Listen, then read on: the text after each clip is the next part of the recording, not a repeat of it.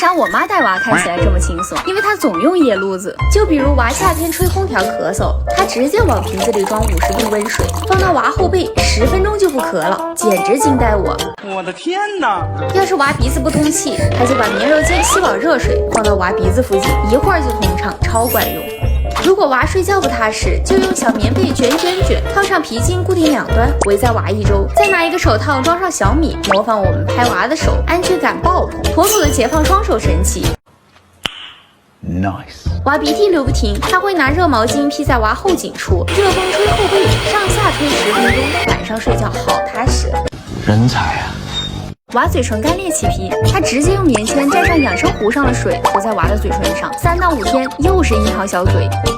夏天温差大，容易着凉，他把姜片用开水煮10分钟，贴娃脚底板上，睡一觉就满血复活了。